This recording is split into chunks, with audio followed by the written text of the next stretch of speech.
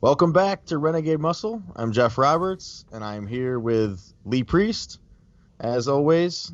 We got more listener questions today, and we'll talk about the New York Pro.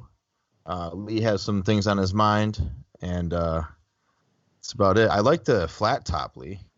You're looking very handsome. I'm not sure. I look at it some days and I think, yeah, then some days, no. It all depends what I eat, because some days, if I eat a lot of crap food, next morning I wake up and my face is rounder, and I'm like, doesn't look good. But then I'll go a few days hard on cardio and eat clean, and my jaw comes back in. I'm like, now it looks good. A flat top, you got to have the whole jaw and everything. You can't have a square haircut and then a fucking round face. Right. It looks like one. If you got a round face and a flat top, you look like one of those fucking dustbins that the fucking lid opens up on. Right. Yeah. I think it looks sick. I like it. It's amazing. A Chinese guy cuts it. Really? Which makes sense because his eyes are flat like that, so he gets a good fucking level cut. Yeah. I think it looks awesome. It's throwback. It's like it's vintage Lee Priest. It's one of your most like iconic haircuts, the flat top. Yeah. I had it twice. It was 98 when I had it at Olympia, and then I had it early 2000s at some time. I saw a video online. Yeah. Yeah. I haven't really had it since then. Yeah, 98 you had it. 98, yeah. Then around 2000 or something, I had it again. Your legs in 98 were fucking enormous. I remember that. Enormous. Did I ever get credit for my legs? No. New York Pro. Yes. What'd you think? Yeah.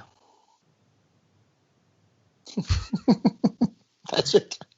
I thought, I don't know, considering like the COVID and all the fake pandemic bullshit, I thought like the top 6 at least were like all close, like close to 100%. Like none of them looked blatantly off. I don't think. Yeah, it's like okay, Ian won. Have we seen Ian look better? Yes. Did Rodriguez look good? Yes. Did Max Charles look good? Yes. But I did see a lot of people giving Ian shit, and I've said it before too. When I used to place ahead of guys, people would get mad at me. It's like, why get mad at me or why get mad at Ian? Get mad at the judges. They're the ones doing the fucking judging. They're the ones with the places. It's not like Ian said, hey, I'm going to put myself first and fuck all of you. It's like that's what the judges saw on the day. And generally the only one that's happy is the winner. But, hey, we've seen him better. We've seen other people better and worse. But the way it came out on the day, he's the winner. It's history now. Move on to the fucking next show. Yes, maybe. Because I was looking at pictures too. Yeah, okay, Ian looked great in some shots, but then another shot, the other person might look good and that one. But, like I said, different cameras, you're going to have different lighting, different standing, or say Ian's doing a lat spread and he hits it really hard and now he's just coming out of it. Then whoever, Rodriguez or Max Charles, is just hitting it. Yeah. People go, oh, look at Ian soft and he's hard. Well, I said, if you're doing the pose, because I've had pictures of me before where people say, Lee, your legs are soft in that picture. Yeah, because I've just flexed it. Now I've just relaxed it, but the person beside me has just hit it. They're like, look at his leg compared to yours. It's like, you got to be, if everyone's flexing hard at the same time, but that's very rarely happens because people are going to go into a pose and then they're going to come out of it while the other one's just gone into it. And then the other one goes, click, and they go, oh, look at that. It's like, it's just. Yeah. There's so many variables when you're looking at photos and videos. If you're not there, it's so hard to. Yeah, photos are tough. I watched it and I honestly thought it could have went. I thought it could have went one of like 5 to 5 different guys and no one really would have been that upset because the call-outs were really unusual. And I thought I don't know. I thought it was if Max won, nobody would have been upset. I don't think if Justin won, nobody would have been upset. I don't even think if I even think Patrick Moore had a case. Like Patrick Moore looked pretty. He's like a little bit smaller, but he looked pretty fucking good up there next to those guys too. Like I don't know. I don't think. I thought it was tight. I don't think. Yeah, well, that's how Ian doesn't have like a. I don't know. He doesn't have anything that like pops out at you necessarily.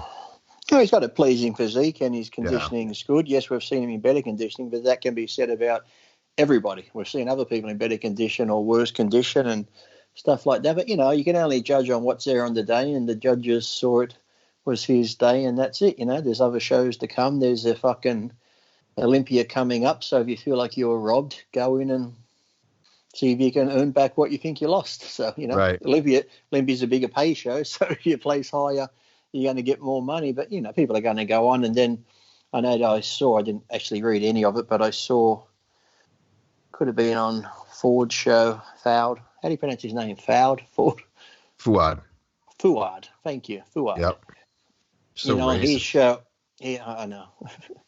Fuad. I saw on his show with Ian on there, and they were saying about how that thing was going on with Milos, and I don't know why Milos. Okay, Milos has invested, in his client, his training somewhere, but still, there's no need to fucking take it out on Ian. As I said, it's not Ian's fault. Ian's not the one that said, fucking Max, you're going to get placed there. I'll make sure you get in that position. It's not Ian's fault. So why have this fucking, bitchiness going back and forth between competitors? We've all been there. We've all had good days and bad days. So it's like, Ian won on the day. So congratulations to him. And if all the other people are upset, then next time, if you qualify for Olympia or whatever you're doing, come in better and bigger. Yeah. Milo said some ridiculous shit, I feel like. I mean, yeah, I didn't even see Milos what he said. I think he's the man. Like I think he's a very underrated coach. Like people make fun of him for the insulin thing. Listen, whatever your opinion is on insulin, all I'm saying is when Milos works with guys, they almost always like, not that many guys work with him, like at the pro level, it doesn't seem like at the top level. But when they do, remember Dennis Wolf, Johnny Jackson, Hida Tada, like now Max, like he's everyone, they nail it. But he said that like in one of the MD interviews, he was like, John De La Rosa, who was third in the 90s, would be 10 weeks out condition, how he was on stage. And it's like, dude, what 10 weeks out? That's like, what not are you 10? Not he 10, he had shredded glutes. Nobody in the 90s had shredded glutes 10 weeks out. No, I never saw many of pictures of John on stage. I saw like backstage and just standing there relaxed, and I thought, could have been a bit more crisper, but I must have missed the photos of him on stage. But, 10 weeks out, you're still. Yeah. Like, I'm about 10 weeks out now, Geoff. So it's like. Yeah. I don't know. I mean, I thought he wasn't the hardest guy in the show by no means, but he wasn't like he wasn't soft. No. He was a little watery from the front, it looked like, but I don't know. The other pictures I saw, just like backstage, standing there. I think he did a couple of shots backstage, but yeah, generally backstage you look good. Some of the lighting I shows I got backstage and had photos, you looked harder sometimes backstage, but he's got a very pleasing physique, symmetry wise, and nice muscle bellies and stuff, but definitely not 10. 10's a big call. Right. And I think as far as Max and his, I do think Max should have been at least one place higher, but I don't know if I would have him any higher than that. I mean, they like Justin from the rear next to Max was. But it's like anything too. It's like I could understand this whole argument from Milos a lot clearer if Ian won and Max was second. Now, if Max was second to Ian, then you could be like, oh, fuck, he was ripped off this and that. It could have been this. But what? Ian was first. Max was like, what, fifth or sixth? Max was fifth. Fifth. So Ian's first, Max is fifth. Milos should be upset with the guy that was fourth. And then Milos should be upset with the guy that was third. And then Milos should be upset with the guy that was second. Before Milos even starts fucking attacking Ian, who won, there's another fucking 4 guys between Ian and Max. Why isn't fucking Milos going off at them?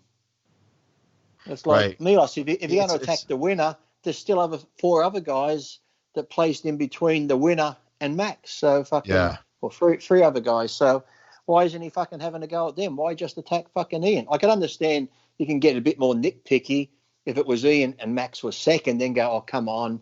But then even then you could say it could go either way because different physiques. But, yeah, if it was second, then you can maybe say, I think he should have won. But people used to say that to me when I won a show. Oh, I should have beat you. I'm like, mate, you got like 7th. There's fucking 5 other guys between you and me. It's like, what, you think you just should have beat me? What about the other guys in between you and me? What, you just fucking, I don't get it. So, so that's what I just don't get with Milos. It's like, Milos, if you're going to get mad at Ian, get mad at the other guys first. You should have mentioned or the other fucking guys and come down hard on them. Like the Yeah. shit you give an Ian, give the same shit to those other people that were between Max and Ian. Why aren't you going off at them? Right. Yeah, it was I don't know, it was a little bit weird. I mean, yeah, it wasn't the greatest lineup of all time or anything, but it was, I don't know, I thought it was competitive at least. Yeah, I I had thought it was no competitive. idea who was gonna I don't think anyone had any idea who was gonna win. No, I think it's turned out too. It's hard, like I said, with the COVID and different people turning up, but I'm getting to see some of the names more. But I remember Dave put up a list of names from some show once, and I'm like, Jesus, like I never hardly heard of any of the names, unless it's like the Olympia. Then you hear of the Phil Heath, Bonnex and stuff now. But some of these other ones now, I said some of the names, I'm like, huh? Who? What? Yeah. I'm the same way. I follow it pretty close, and there's some guys now that I'm like, I gotta look this guy up. I don't even know who he is. Yeah, there's a lot of that. I imagine Ian looks a lot better in person than he does in video and stuff. Because he's a pale white dude. Yeah, that's the thing too. Because you can have some guys too, where in a photo, in real life, they can look a lot fuller, not fuller, but they can look a lot more, 3D. And sometimes in photos, it doesn't do them justice. In a photo, they can look flat in 2D, whereas someone like Phil Heath in a photo looks fucking 3D no matter what angle he's on. And in real life, the same. Whereas some guys, you can go, oh, he looks flat, but you see him in person, you're like, oh, shit, he's not that bad after all. So, unless you're there and stuff and going on. And like I said, Milos just needs to calm down because Ian won, Max was fifth. You got those other guys in between, second, third, and fourth. Milos, get mad at the guy in fourth, get mad at the guy in third, get mad at the guy in second. And once you fucking bitched about them, then go, oh, like I said, I could understand Milos being upset if it was, like I said, Ian first, Max second, and it was really, really close. Then get nitpicky, but still don't attack Ian personally. Like I said, it's not him judging. He's on stage just like Max. It's the people down there. Start yelling at the judges. Go, what are you looking at? What are you looking at? Yeah, like, why attack fucking Ian personally? Yeah. Ask him to explain it. That's what I would do. Yeah, can you explain to me why? Yeah, because that's my client. I brought my client in looking this way. What did my client not have, or what was my client missing that Ian had? Ask the fucking judges, but to attack him personally, he's just up there doing his fucking job, competing, coming in the best he can on the day, just like Max did. But like I said, I don't get the whole, when there's that bigger range between them, there's people in between them, how do you suddenly just start attacking Ian when there's people between Max and Ian? Right. Yeah. I'm like, I mean, Max, like in those front shots, like he might have my favorite abs of all time. Like those abs are so, and you have like, to think, they're like made of stone, dude. It's crazy what his midsection looks like. You got to think too. There's another point there because sometimes Ian's tan isn't the best and stuff like that, and sometimes with the bright lights you haven't got the right tan, you can look a bit washed out. And that doesn't matter. You're always going to see it, even if a black guy's a little bit off. If they're really dark skin under the lights, they look great. So. Right. They always look good because, that deep dark tan, I mean, their skin color makes everything look a bit more deeper and stuff, makes things pop more. I said it before, you watch the Olympic Games, watch those fucking marathoners. You get the guy from Kenya, he's fucking like this, he's all sucked in and all that, and they're running along and they got this smile on their face. You're like, fuck, he looks healthy, doesn't he? Here comes the fucking American or the English guy, totally same build, fucking all sucked in. You're like, he looks in pain like he's dying of fucking cancer. He fucking, because he's all pale and white. You're like, the Kenyan's like, he looks so healthy. It's like, all it is the skin color, but, the darker skin just makes them, I don't know, look healthier and that makes them just look better. Whereas the white guy looks like he's going through stage 4 before he gets to the fucking finish line. Stage 4. It's true. It is. It's like, I don't know. But what can you do? There's a really big race where I live, and like a really big, like it's like a. What, the Billy Cart Derby? No. I don't live in a hillbilly town anymore. You moved down to the Appalachians, did you? Yes, but the Kenyans always come and whoop everybody. It's a really big thing. It's like a nationally respected race. And they always show up in. They all do, don't they? Oh yeah. I remember, even was it the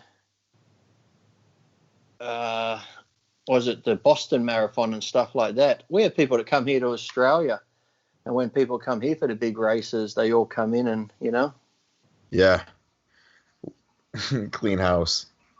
How do you think Milos would have done in that lineup back in the day? It's hard to say. You'd have to see him, wouldn't you? He'd be small, I think, in that lineup. Because Antoine's a fucking beast, and he almost kind of looks small in some shots. Yeah, Milos has what was Milos on stage? Because Antoine's 260 on stage, and some of those guys made him look small. Milos had good symmetry. Hold on. Does this bring you memories? What the fuck are you doing? Yeah. Nostalgic.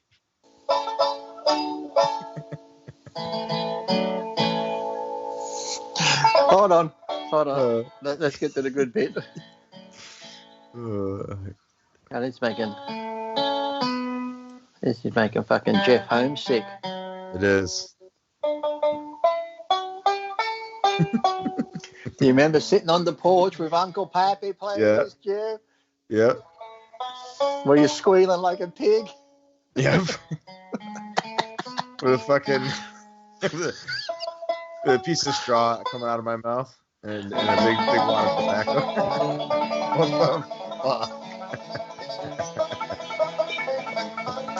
Yeah! Get your foot tapping.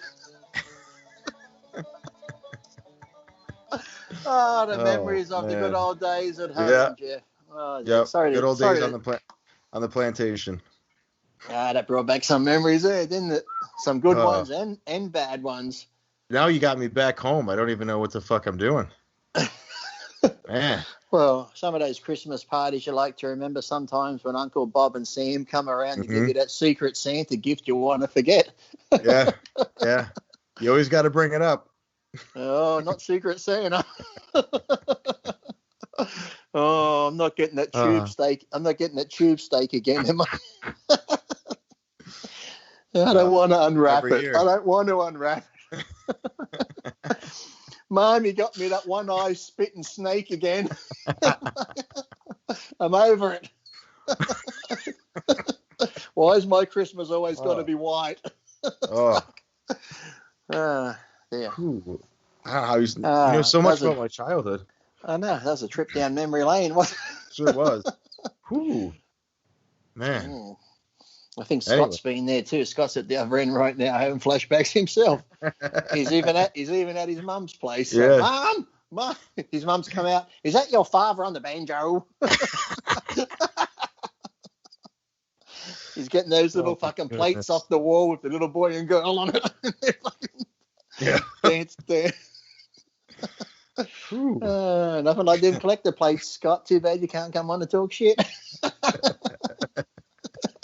Here's a girl with a rabbit. People don't wonder what we're talking about. Don't worry. Yeah. Don't worry. It'll be all right. Oh, my cheek shirt. Saw that growth, mate. About? Saw that growth. Your fucking bones are growing. No, growth makes my insulin not work. Can't do it. Can you one show not take your insulin so we can see what happens during the show? If you want. Can you do like this and just go? No. I might die on camera if I do that. Do you start sweating first? Do we get like indications that? Oh yeah. So we'll actually see the stages before you. Nothing makes you sweat like that. That's like full court basketball in the middle of the summer on blacktop. I remember when I used to diet. I passed out twice from what is it when they call it hypoglycemic, whatever. Yeah, low blood sugar. I'd be getting that low. I'd be doing like cardio, and I'm like, oh fuck, I'd get really nauseous first, and then I'd get really cold, and then I'd start sweating. I'm like, oh, I'm at 35 minutes. I got to get to 50 minutes on the bike, so I keep going. One time, as soon as I stood off the bike, fucking boom on the floor. Yeah. Another time I went to bed, I was sleeping. I woke up and like, fuck, I think I'm going to be sick, like really nauseous. Then as I got out of bed, I went, fuck, it's freezing. Then the sweat just started pouring. I was at my grandparents' place and the toilet was outside. I remember putting my hand on the back door. And that was it. I woke up on the kitchen floor. My grandparents were standing over me. I fucking hit the kitchen table, busted my fucking elbow, just kaboom. Holy cow. Huh. Yeah, but I'd get that sometimes where I get really low blood sugar where it'd always be like I do cardio first and have breakfast, and without fail, probably 30, 40 minutes after breakfast, I'll be sitting there, my eyes are open. I'm like, fuck, everything's getting really bright. Yeah. And then it gets really dark. I'm like, I got to get dressed for the gym. And I undo my cupboard. I'm looking in the cupboard. I'm like, I fucking can't see anything. I'm grabbing shirts, trying to tell what color they are. I'm like, fuck me dead. You probably had a high carb, low fat breakfast, huh? Yeah. Yep. Yeah. Pretty much it's just like oatmeal and stuff and a protein drink and stuff and no fat or anything. Yeah. It's a terrible feeling. It's like especially when you know it's coming on. It's like, it's a terrible feeling. The sweat is like ridiculous. Like I've at least twice at work, I've gone into the bathroom and stripped naked in the bathroom because I will drench my clothes and I'm like dressed in, nice work attire. Do you do that? Do you do that? Do you do that in hopes of getting a pay rise with the boss in there, or what's going on? I am the boss. But yeah, I still do that. You're just showing the other workers who's boss in there. Yeah, exactly. Hey, I'm going in the bathroom in 5 minutes. Come on in. If I'm not back in 40 seconds, come check on me. Yeah, I'll be in there naked. Come on in. You want to get ahead in this business? You got to give it. Come on back. They'd be so lucky. But yeah, that's a shitty feeling. I hate that's. Oof. Mm-hmm. And then you typically when you get the shaky too. Yeah. Oh yeah. When I think of that dieting, oh my god, I'm like, fuck, I need something. And then if like it was after the gym, I just start eating. That's like you don't feel satisfied. You got to just keep fucking eating and fucking. It doesn't correct it right away. So you still have low blood sugar. Even though you've eaten 100 fucking carbs of gummy bears, you're just like, blah, and then you end up fucking, And then it hits you later, you're like, oh, I feel full now. Mm-hmm. Yeah, and now your sugar's through the roof. The joys I miss of dieting, not. Yeah. Do you ever get that too when you be staring at something and you get that like, there's just like a ball of light? It's like you just see this round light. Even if you close your eyes, you see this fucking white light thing. I used to pretend it was like God coming to visit me. I don't know why, but I'm like, oh yeah, I see you, God. Yeah, I see the light. If I stare, even though my eyes are shut, I'd focus on this light, and it'll get bigger and bigger, and then it'll get smaller, and then this thing would go around. It's almost like I'm looking at my eye and the pupil, but a light version of it while my eyes are shut. You never got that? No, I've not taken LSD. Well, this was without LSD. This is just me fucking dieting. Low blood sugar really did cool. that?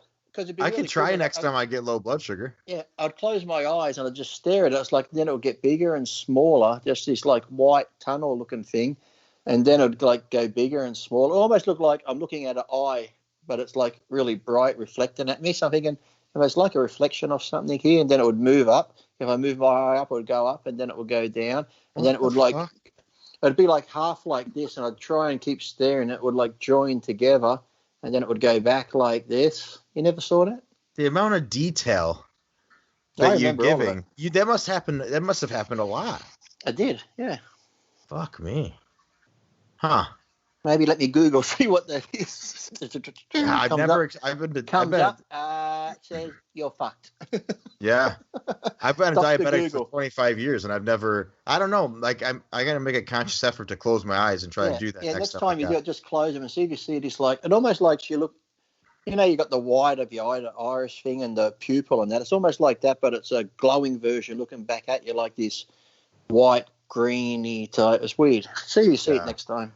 Yeah. As an experiment, miss your insulin next time and just fucking sit there. I want to see. Am I the only one that I had to take more insulin. I want to see if anyone else sees this. Maybe I was abducted by an alien and I don't fucking know what happened. Oh, okay.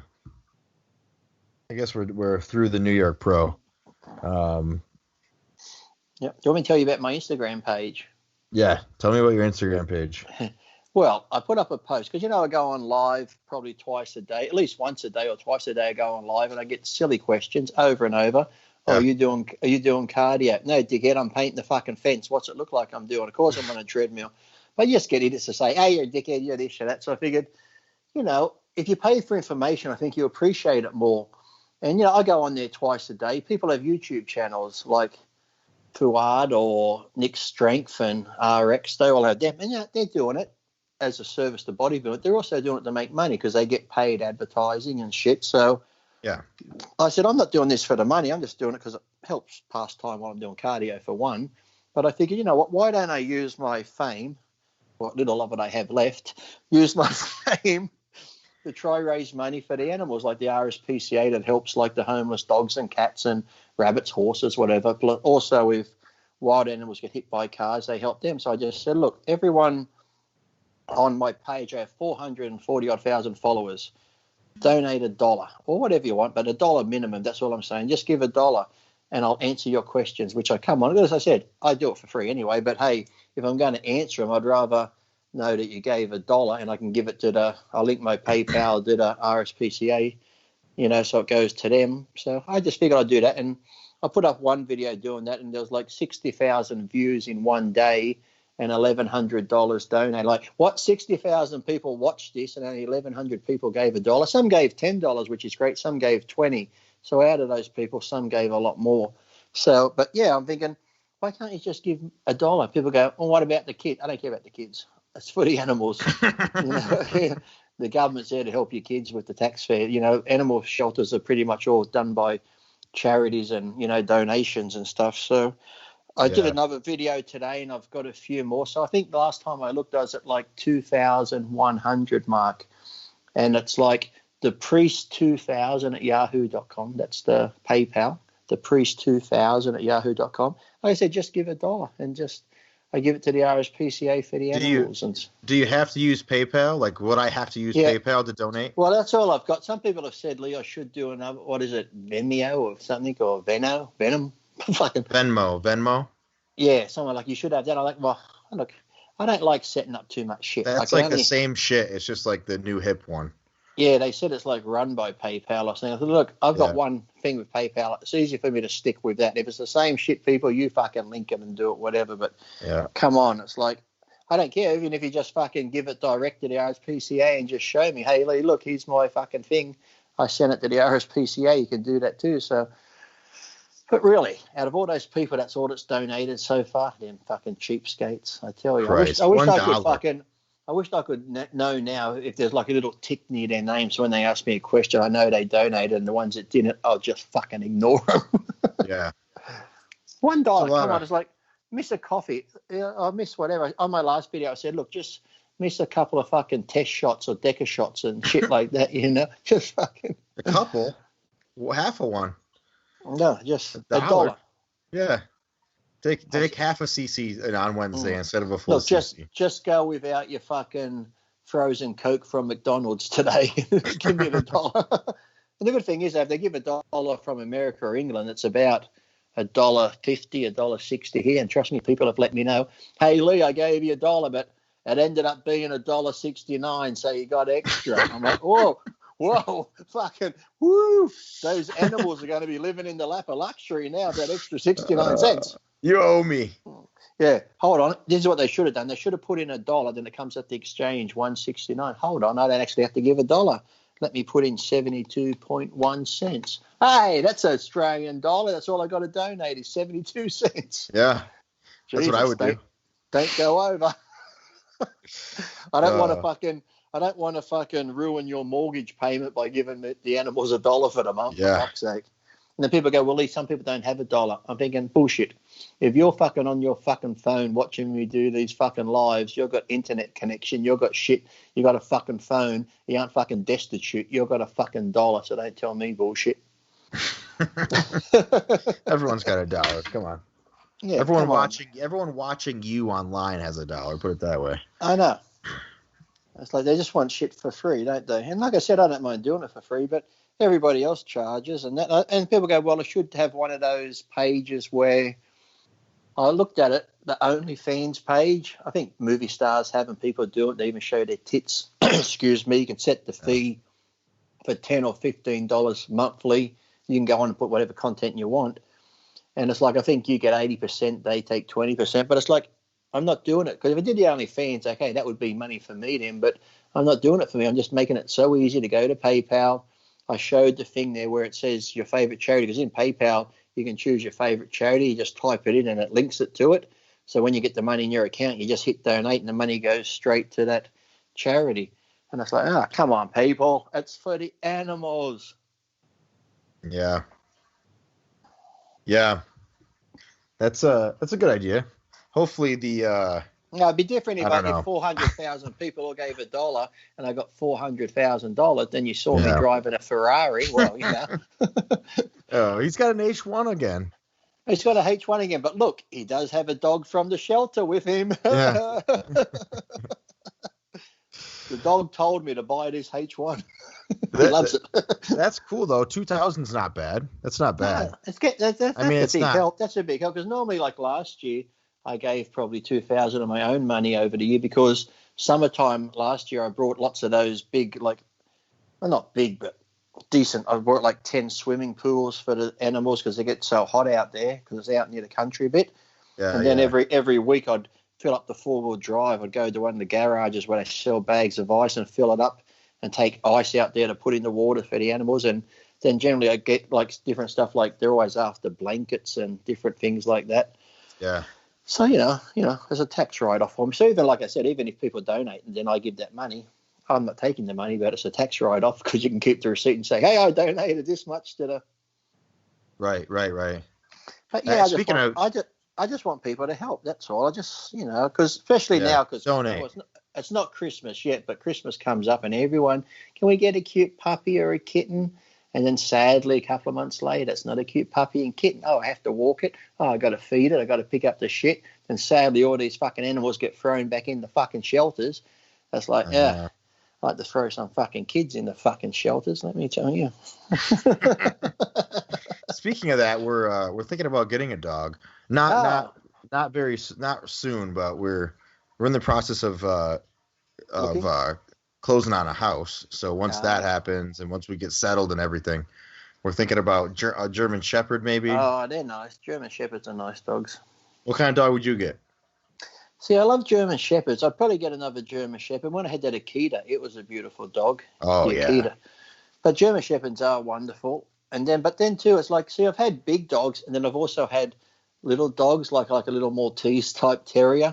And I had a Cairn Terrier. It was a great dog, like from the Wizard of Oz, Toto. Because little dogs are great. They have so much fucking personality. Little dogs, they're fucking great little dogs because they're just full of personality. So do big dogs, but big dogs are big dogs. So, but yeah, I would like a little dog, honest, because I don't want to. I don't know. The little dog is more manageable. They are more manageable, and they got great personalities. But have a look at some of those little terrier type dogs, like a Cairn Terrier and stuff like that, like Toto. They're, like I said, they're not super little, but they're like just this big. But they're a good sized dog, and like I said, they're much more manageable to take in the car or come inside. They're not like a big German Shepherd. Going, bah, bah, bah, fucking, there goes the bass, there goes the fucking TV, there goes fucking. Right. Yeah. They can even go to the bathroom inside, can't they? Or are they not that small? No, you can't. Yeah, they could, because now you can get those things. Like you can buy, like I've seen them now. You can get them. They're pretty good. It's like probably say 4 foot or not even 3 foot across by 3 foot. It looks like fake turf you can put inside. Yeah. And the dog goes on if they pee or whatever. It just drains underneath. Oh yeah. You just hose it out. So I've seen those.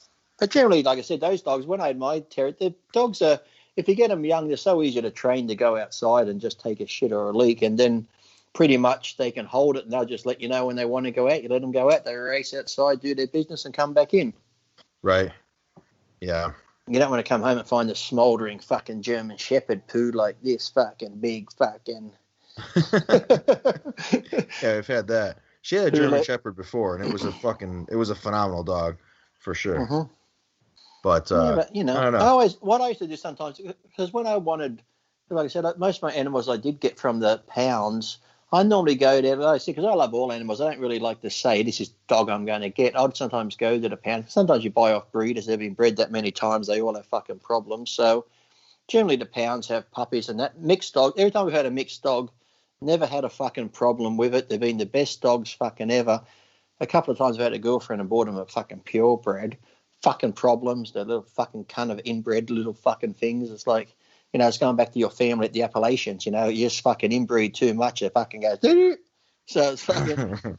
But these Oh, pound animals yeah. are the best. But the thing was, I'd just go to the pound. It's like, okay, I might like German shepherds, I might like this, but I'll just walk up and down the aisles and see what's in the cages, and pretty much I let the animals pick me. The last cat I got, I went into this room. There would have been 30 kittens in there. I'm like, oh, I was after a grey one. There probably would have been 15 grey ones. Some had stripes, some had this. I just sat down. They're running around. This one grey one just came racing around and just went boom in my arm and just laid there. I'm like, oh, that's cute. And then the other one just didn't pay much attention. He woke up. He looked at me, went back to sleep. He walked on this side of my arm. Then he walked up onto my shoulder and then came back down. So the 30 minutes I was in there, he never left my side. Like, if you picked one yet, I said, no, I think this one picked me. So, and that's the one I brought. And Yeah. every night he sleeps in my arm in bed. He just follows me around everywhere, jumps up. Yeah. And he's the one that gives me the cuddle. So generally I go there. I find the animals, when you look at them, they'll pick you type thing. So it's one of those things. So that's what happened with the first cat we got, Gus. mm-hmm. Gus we went to PetSmart and we were looking at cats, mm-hmm. and we were like holding, they had like eight choices or something, and we were holding them. And there was one cat that, like, the cat knew that there was people inside, and like looking at cats and or people inside. Yeah. And it was fucking going nuts.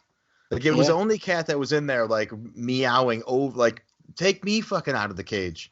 And we looked at one, then another one. Then I'm like, give me the one that's so loud. And we got him, and he was like the same thing, like affectionate. Well, super lovable. Yeah. And I'm like, this is the one. Well, my first cat, when I moved home, Sophie, I went up to the pound and I was looking, because you look through the glass window first. They got their little room, and some are up on the glass window, rubbing on it or just looking at you. This one was down the bottom on the floor, like they had this ramp they can walk up on, and she was under the ramp. And they normally give you a description, where the cat was from, if it's found or a stray, what its history is. And this one said, does not like men, does not like women, hates kids, shits and pisses in the house. I'm like, oh, fucking hell. And the lady goes, yeah. She goes, I don't think that one's going to last much longer with a report card like that, because people see it, they go, well, we're not taking it. I said, really? I said, what, so they're going to put it down? They said, yeah, well, no one's fucking interested. I said, well, can I go around and have a look? So she took me around the back and took me in the cage. And like I said, they got this ramp that goes up to this window bench, and the window's there so people on the other side can see. So I just went and rested on it. As soon as I rested there, out she come walking up the ramp. She come over, she rubbed on me and licked my head. And the lady that works there, she goes, well, fuck me, she likes you.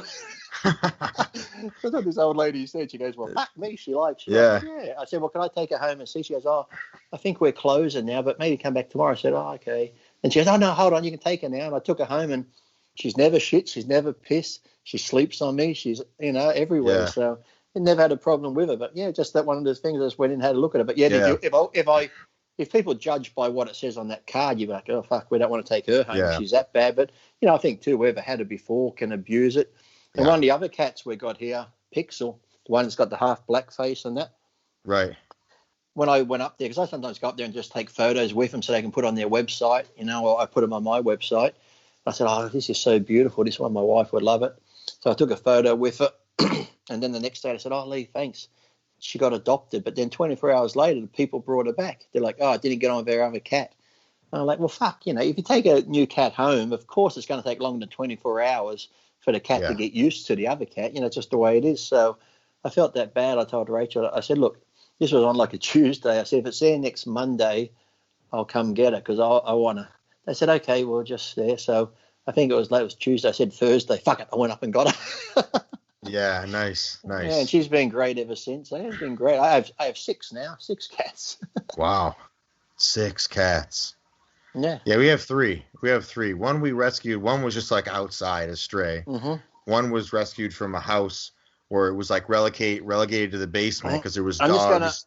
I'm going to open up my door here and I'll see if one comes in. Oh, nice. Okay. But yeah, we have 3. I think 3 is a good amount.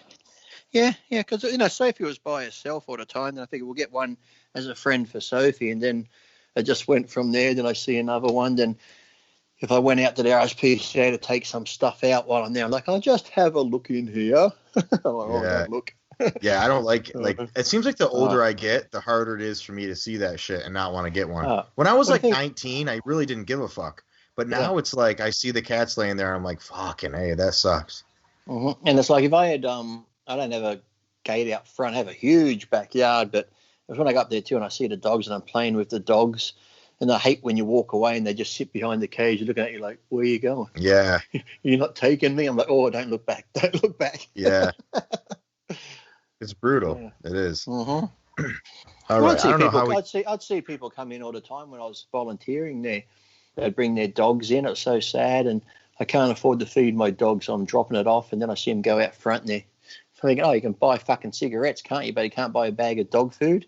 And it's so sad because they give me the dog's leash. So I got the dog and they've walked off and the dog is looking at them like, where are you going? Where are you going? It's like, it's like dogs have feelings and shit too. If you've had a dog for a couple of years, now all of a sudden you just dump it off. The dog's like, where'd my owner go? It's like, shit. How many times do you see?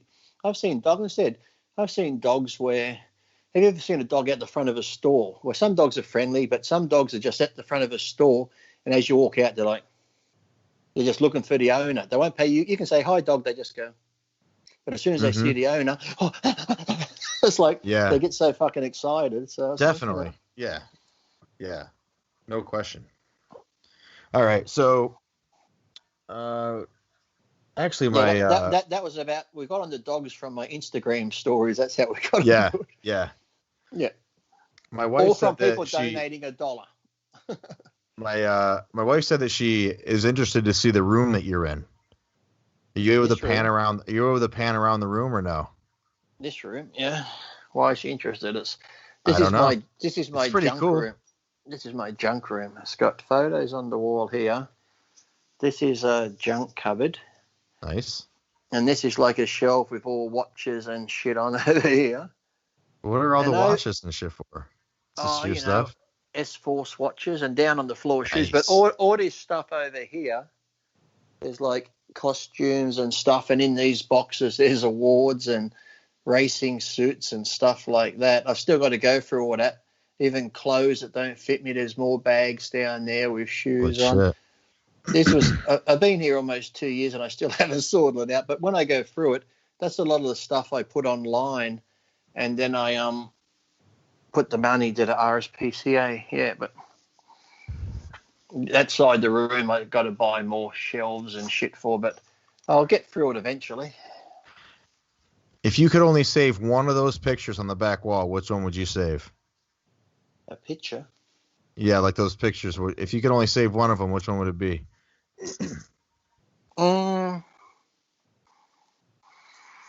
Probably this one, the one the fan drew. That's awesome. Of me, I'll come in close for you.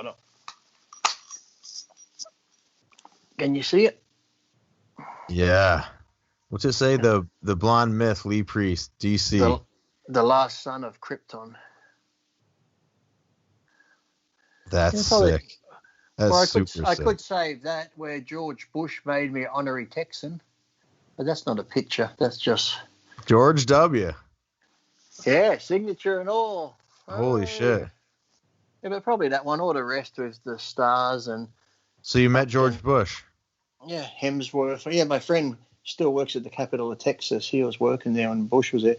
Yeah, I got ones of Arnold and Cena. Signed that one too, Lee. Thanks for the inspiration and that. And Travolta and Chris Hemsworth and other shit. I got the Night of Champions awards from England and New York. I got me racing up there, but probably just that cartoon one. Let's see the New York. Where's the New York one? The NOC. That's up here. Hold on. Yeah. That's awesome. That's the British one. Hold on. The New York one's down here. Yeah. That one. That's legit. That's cool. And that's the NABBA Hall of Fame. Nice. And this is where Metropolis in America, the city of Metropolis. Yeah, in recognition of individual superior achievement of special and personal interest in the city of Metropolis, home of Superman, the fearless crusader of truth, justice, Lee Priest hereby is named the Superman of Metropolis with all the rights, privileges, and that's that city of Metropolis. See, Mayor, city of Metropolis. I think it's just outside Chicago somewhere, isn't it? Superhero. I'm not sure. Somewhere I'm not sure. That way. So I hope your wife's happy now for touring. That was good. I like this question. Does she want to know what I do in here when I'm naked? Probably. She didn't say it to me, but fucking hell. If I get some weird inboxes, I know who it's from. I know it's not really Steve. Yeah. Borges John 16. So he asked what a typical off-season day was like in your prime, but I wanna test your memory here. Off-season day. What was a typical like? I mean, assuming you were, I guess off-season, it's not that specific. Like maybe off-season where you were really like focused on bodybuilding, but like that was never an off-season where I was focused. Yeah, I guess like. Well, just like a typical day, I guess. Like, what would it be a typical day like heart of the off season in like 1997? You competed a lot in 1997, and you did well. But even the off season, all I did was eat and train. I didn't really, and even eating wise, when people say, "Oh, what was a meal like?" It was a normal meal. I didn't force feed myself. The only thing was I probably just ate like, say, if I did eat steak and vegetables and rice. An hour later, I might have McDonald's, and then I might have a packet of chips an hour later, and then an hour and a half later, some chocolates and ice cream, and then after that, I might have a normal meal again. So I still would eat like decent meals of steak and rice and chicken or whatever, but the chicken's probably rotisserie, not just chicken breasts or something. But then it was all the shit in between that made up all the calories. All like I always tell people I was like a cow. I just grazed all day. I was just picking it a little bit. You know, people go, well, how much could you sit down? How many pizzas could you eat at once? I was never that type of person to eat a ton of food all at once of the same thing. I just preferred to pick at things here and there and stuff like that. So, do you find it very easy to maintain your weight? Like you don't have to eat that much? Yeah. Because, hey, it's International Iron.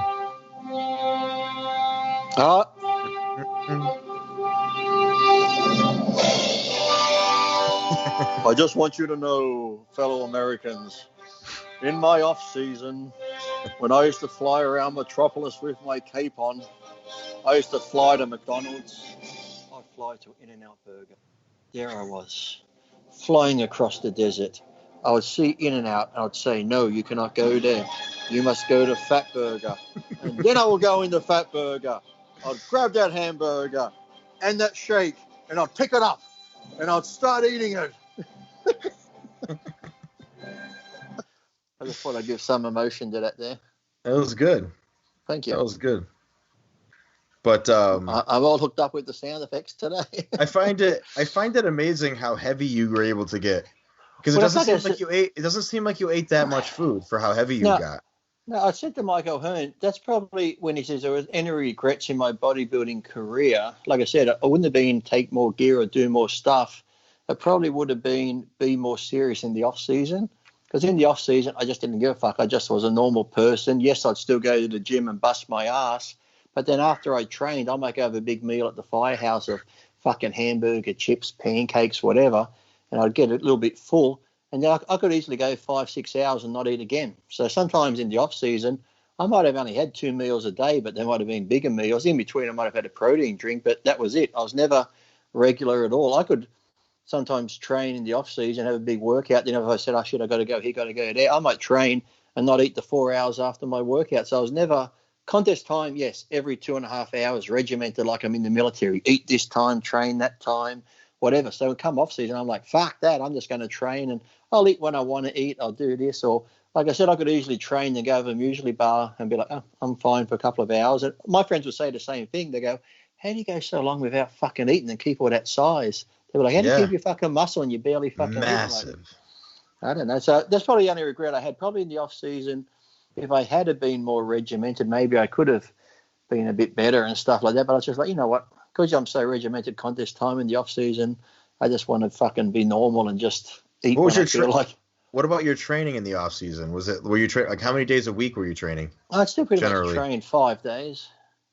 Did you train harder in the off season or harder pre-contest? I'd go a lot heavier in the off season, but I train just as hard. But because off season I might train once every like I said, 5 days weekend off. Contest time was every fourth day, sometimes twice a day. So like, 4 on, 1 off. So then plus the cardio. But yeah, but I trained just as hard. But as I was losing body weight and stuff like that, I just trained a bit smarter. I wouldn't go, hey, I'm going to try to lift the same poundages I did it when I was 285. Now I'm only weighing 205 pounds. So, just with the joints and shit like that, I'd always be smart about it. You never did a strict off season, like even when you were young? No. Interesting. Never. It didn't seem to hurt you at all. No, but maybe it could have been better, but I don't know. Yeah, it would have been interesting. Yeah, maybe who knows, if I had to put on another 10 kilos of muscle, if I had been, like I said, because like I said, come off season, as soon as that contest was over, I'm like, fuck taking gear, fuck eating every couple of hours. I'll eat when I want to fucking eat and eat what I want. Some days I would go eating healthy all day, but then next day I'd be like, fucking, I'll get up and have pancakes, and then I go fucking Chinese, and then I have whatever. So, and like I said too, because you know what it's like, if you have a big fatty meal sometimes, say I went and had Kentucky or something that's high in fat, your guts are full. You got that satisfied feeling for fucking hours. Like I said, if I'm not hungry, I'm not going to eat in the off season. If people go, I'm not hungry, but it's been 2.5 hours. I have to fucking eat anabolic window now. If I don't fucking eat, I'm going to crash. It's like I probably ate. It's almost the same as similar to like when I was dieting for a while. I could have been dieting on 4,000 calories a day with my cardio 2-3 hours a day and the training twice a day. And then I'd have that cheat day where I'm like, I'm going to eat all this fucking food. So I'd have my cheat day where I'd go have one big meal at breakfast, and I'm like, oh, fuck, I'm a bit bloated. Because you've been eating so clean, for weeks, you go have a big fatty meal for breakfast, my gut goes, bruh. Yeah. I'm like, oh, fuck, now I'm full, I'm not hungry. I'm like, but it's my cheat day. I got to try and eat all these foods that I thought about eating. So by the end of the cheat day, I probably had 2-3 meals at the most. And if I add up the calories in them, it would have been 2,500-3,000 calories. I was eating more fucking food when I was eating clean. So it's just because the food's different in fats and salts and shit that your gut just goes, blah. Yeah. Because I said, when you're dieting, every 2.5, after you have a meal, an hour later, you're like, oh, when do I eat again? I'm fucking hungry. When do I eat again? I'm hungry. So it's like off season or cheat days, I was always full. So I'm like, I'll eat when I'm hungry. So. I never eat when I'm not hungry, ever. I don't have any problem gaining weight, so like it doesn't make any sense. Mm-hmm. That's crazy. Plus, you like cut out all the cardio in the off season. But some of your off seasons, you would look like you'd be like 270, but you'd be like blown out like a fucking balloon. But then there was other ones where you looked like pretty bad, like that fucking photo shoot where you're looking in the fridge and you got a gut and shit and you're hairy. Oh, yeah. Well, that one I had to really make myself look bad because I wanted that. Like, because you don't even. I had some photos almost the same time that Lonnie had, and I still had abs in that. But for those pictures, I bent over in the fridge. I'm like, no, really bend over, and like they said, do a side chest shot. So I went like this, and it looked really good. They said, no, just put your hands there like that, but slouch down, push your stomach out. So it's pretty much just like clasp your hand like a side chest. But don't flex anything and push your stomach out, so you're really looking fucking, So there was no effort at all. So I had to really bend it over in the fridge, just like let it all just hang out, like just don't hold it up type thing. So yeah, that's we'll have to have Scott pull up those photos. I just had to measure my waist the other day because I want to give a shout out to Cardillo who's made me that new belt. Did you see it? I put a video of it on Instagram. I don't know. Thanks for following my Instagram, Geoff, you cunt. Yeah, well, I put a video on there. He made me this nice new belt. He said, oh, Lee, I need your waist measurement. I'm like, oh, fucking hell. I haven't measured my waist for fuck knows how long. So I get the tape measure out. I'm like, oh, do I really want this? I'm not even looking down yet. I just connected. I'm like, should I look down? I looked down. I was 33, so it wasn't too bad. I'm like, well, that's not too bad. At the belly button? Yeah, so I'm 33. Damn, 33. Yeah. How much do you weigh right now? You're looking a little thicker. 99 kilos. Yeah, so you're about, I don't know. Close to 220. Damn. Well. Yeah. Yeah, we're about the same. We're about the same. I'm at 215. It's like I'm looking in the fucking mirror. Yeah. I tell you. Yeah. Except, I looked up when you came on today and looked in there and thought, fuck, didn't I shave this morning? I went, oh, that's Geoff. That's Geoff. I fucking thought I was looking at myself. I fucking wish. The difference is you're probably for sure way leaner and also 4 inches shorter. If you're 5'5.5", I'm like 5'9", barely, more like 5'8 3/4". Nah, that's 5'9" in bodybuilding terms, isn't it? Yeah, I know, 5'10". That's easy. Yeah, yeah, Yeah, I'm 17 in bodybuilding terms, 18 and a half. yeah. It's like when those I remember bodybuilders the take one. photos, and they put it up and they go, well, I just want you to know in this picture I'm not pumped and I'm carb depleted and Oh yeah, shut up. Don't give us yeah, every fucking, no, you're not. You're fucking full as fuck. You just want people to say, oh, imagine when he's really pumped up and he's carved up, how good he'll look. yeah. Power lifters do Uh, that shit too, like bad.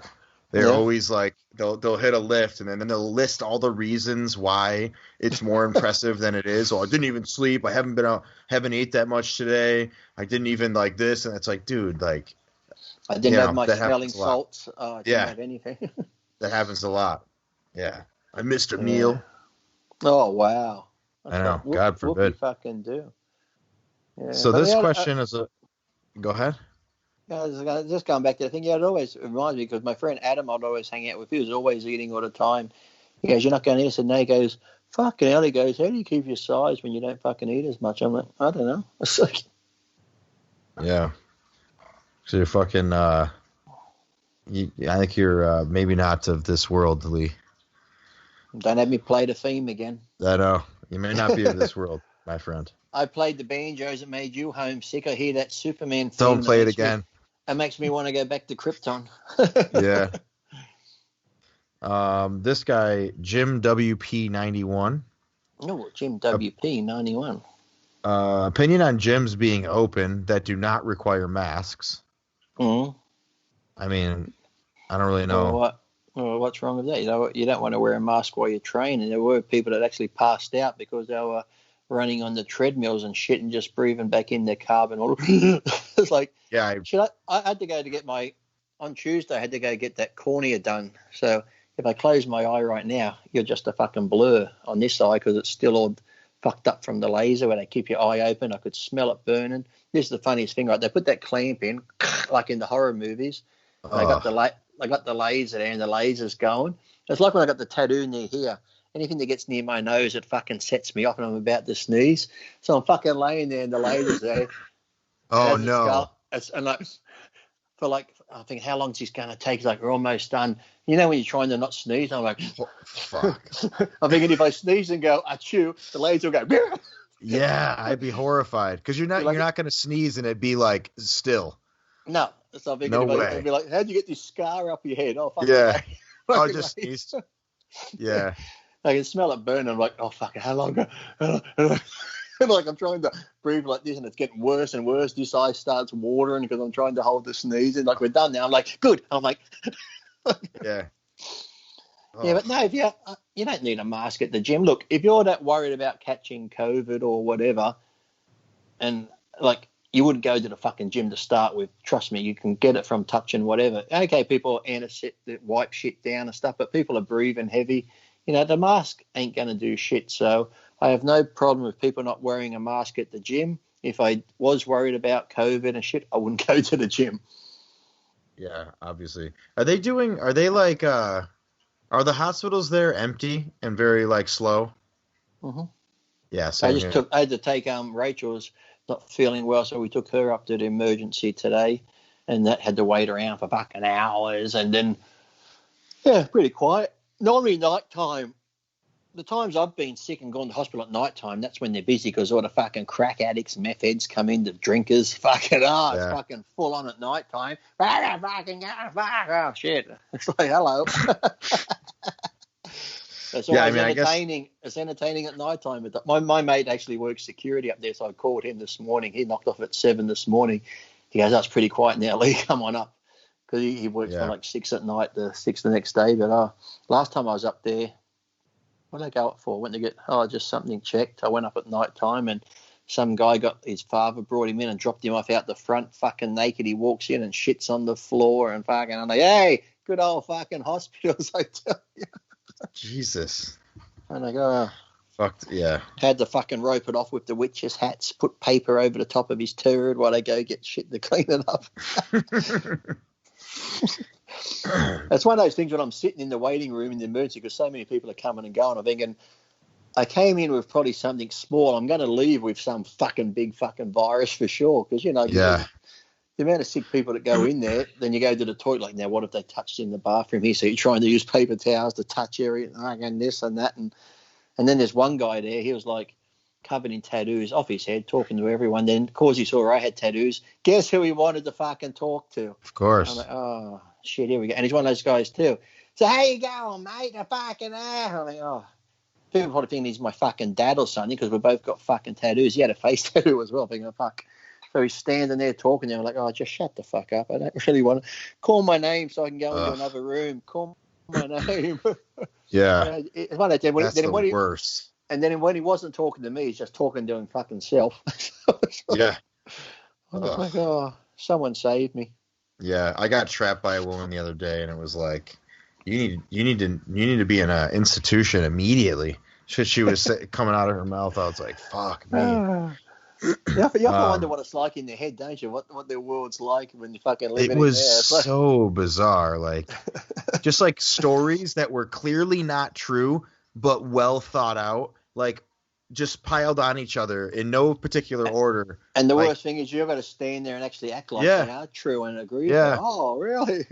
Oh, so you rode the unicorn to the fairy hospital and the fairies come out, did they? Yeah, I have to ignore the comments about slitting throats and fucking just like, dude, twisted. Then you see her on the news the next day. Yeah. Mass murderer. Mm-hmm. Should have stopped her. It's your fault, Jeff. You should have sold us some Ginkanoba. Yeah. Jim also asked, same thing about the gym. You think it will be the last place where people are allowed to be maskless? I think so. Well, like I said, gyms should be open because, for one, most gyms have the sanitizing wipes. You have a towel. They got spray bottles to wipe shit down. You go to the gym, you swipe your card. It says Jeff was here. It tells the time you're there, the time you left. They got cameras. They can see who you're near, who you're past. So really, out of all the places, gyms are one of the most fucking controlled environments because they know who's come and gone and what time you're actually there. How many people go into a supermarket? You wouldn't know who was in there, what time they were in, what time they left, fucking what they've touched. So gyms are really probably one of the most safest. And tattoos, when they close down tattoo parlors, I know when I've got tattoos, you get a tattoo, those places are fucking high.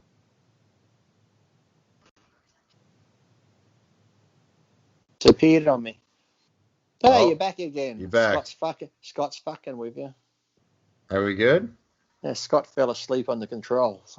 Yeah, he must have. Yeah, he's fucking. Okay. Yeah, tell your mum to pay a fucking internet bill. Jesus Christ, seriously. Stop collecting plates and pay the internet bill. I'm going to send her one of. She's got the one of the girl and the rabbit and the little boy and whatever. I'm going to send her one of two puppies playing in a field. Beautiful plate. Nice. Or one of a bird. It's like a bird sitting on a cage. Beautiful plumage.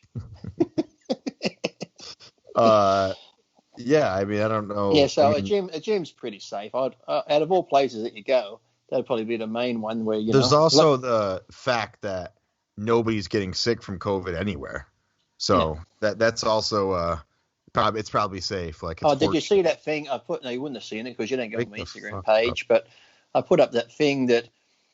This newspaper here in Australia, one of the top newspapers, they did every time on the news, 6 more died today, always in the elderly homes or the hospice, where elderly people go. Yeah, so the majority of them are dying from other fucking causes. 100%. Exactly. But what they did was they did a thing the exact same time last year, in 2019 to now, this time last year, and then 2020 from the beginning to now.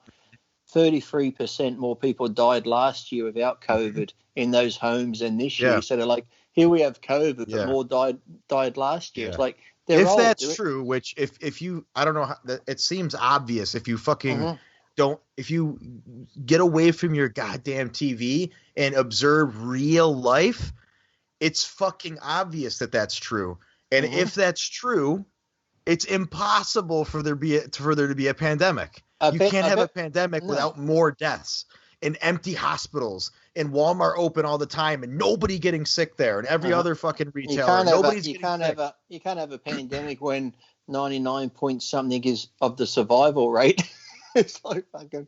They said like a college here. They sent 500. They said 500 kids tested positive.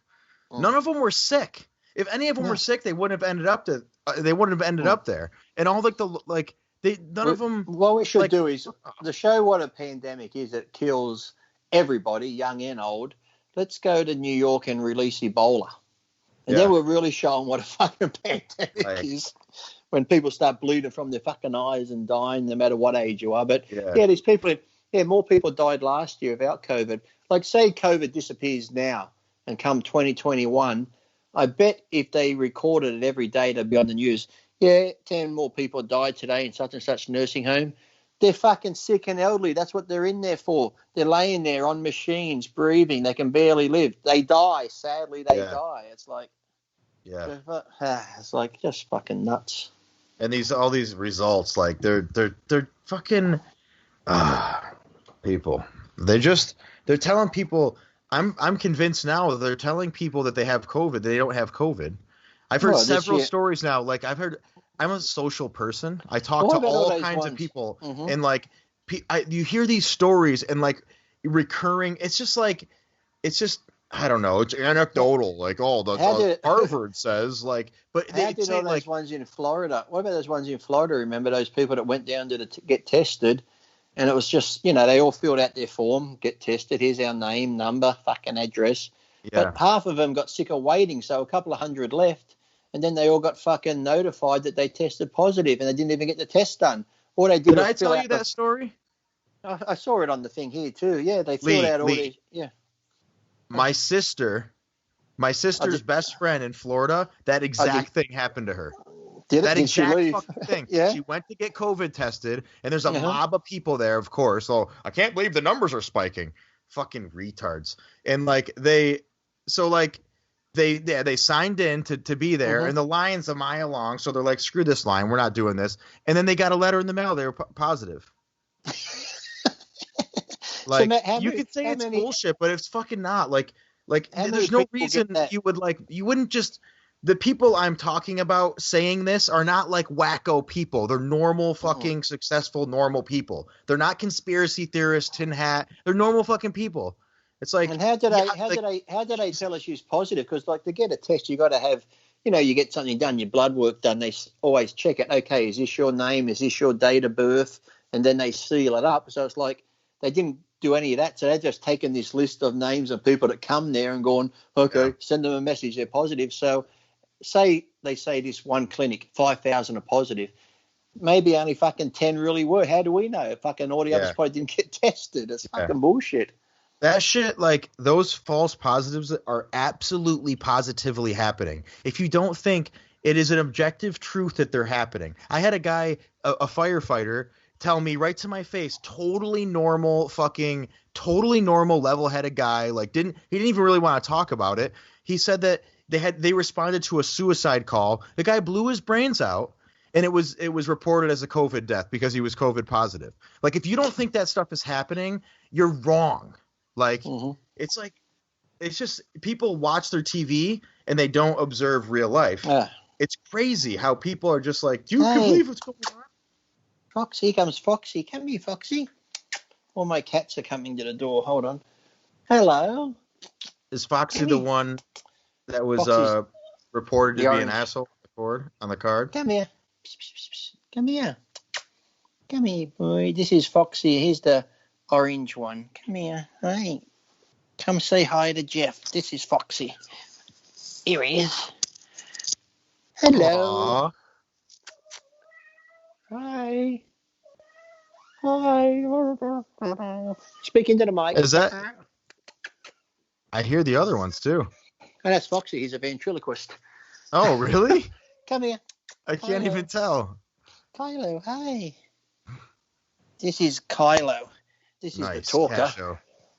Hi. Aww. You love everybody? Hey, Kylo. Oh. This is the one that sleeps with me all the time. He's the lovey one, isn't he? Oh, you love your daddy. You love your daddy. Donate money, people. You love me? Okay, off you go. That's your big 5 minutes of fame, cat. Fuck off. Yeah. Nice.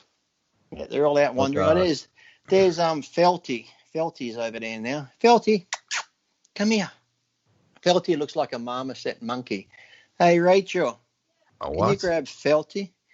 This is the one. This cat here I got from the car park at Rachel's work. A stray cat had kittens, so I kept 2 of them. And Felty, because it's like from that TV show, the thing was Felty and the food. Hey, Felty. This is Felty. Aww.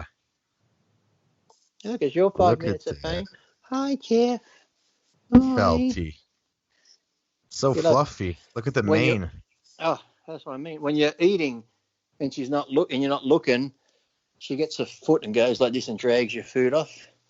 This is Pixel, the one with the half black face. Hey, Pixel. Wow. Hey, Pixie. Oh, yeah.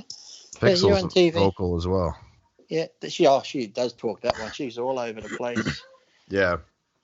There you go. There's some of them.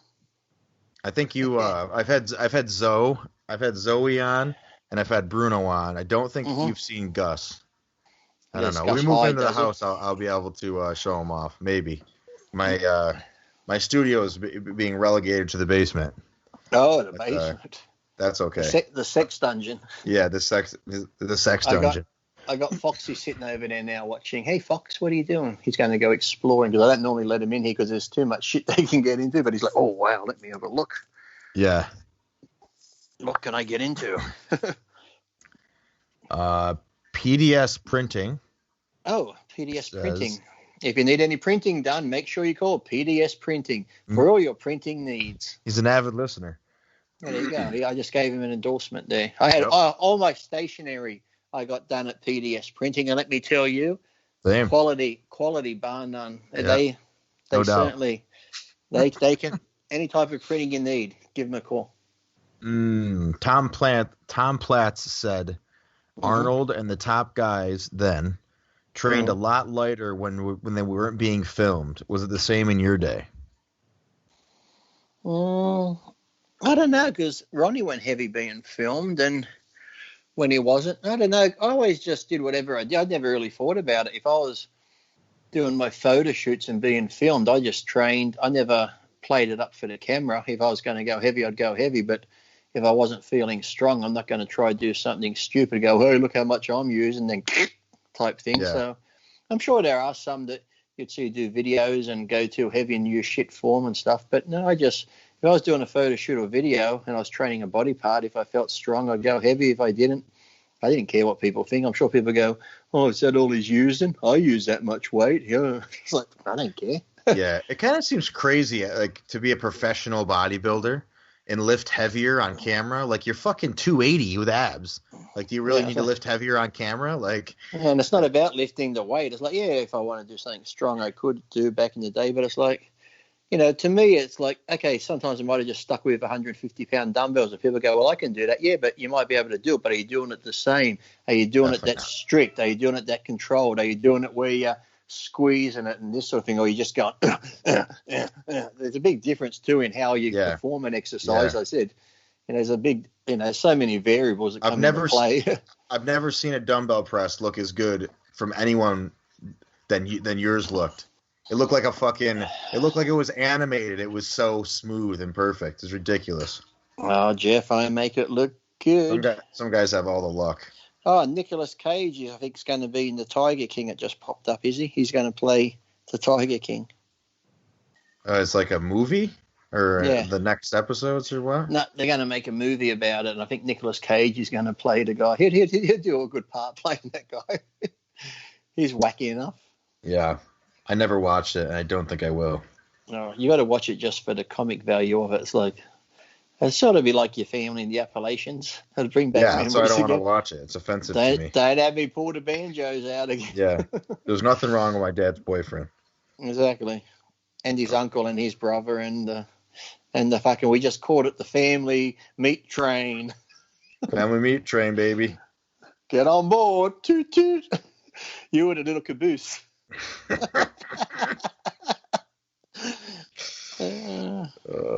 So this one is from our buddy Kevin Blewett. No, And he said Kevin blew that it. Kevin Blewett is his last name. Yeah. So he didn't blow. Hey, Jesus Christ, he's Oh up my on the goodness. watches. Wild animals. Hey, Rachel, I think Foxy's going to cause mayhem. It's a pretty good jump. There's a vertical jump there. He went from the floor right up to the top of the watches. Now he's walking across a thing that's got clothes in it, which isn't too stable.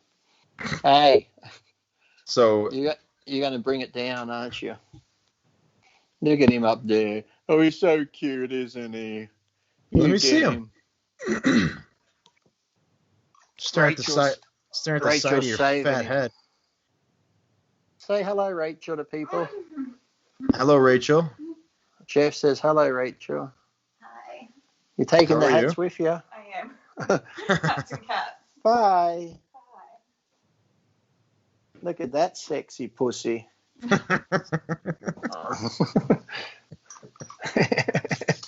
Oh man. Here you go, okay. Thank you. You brought my hats back.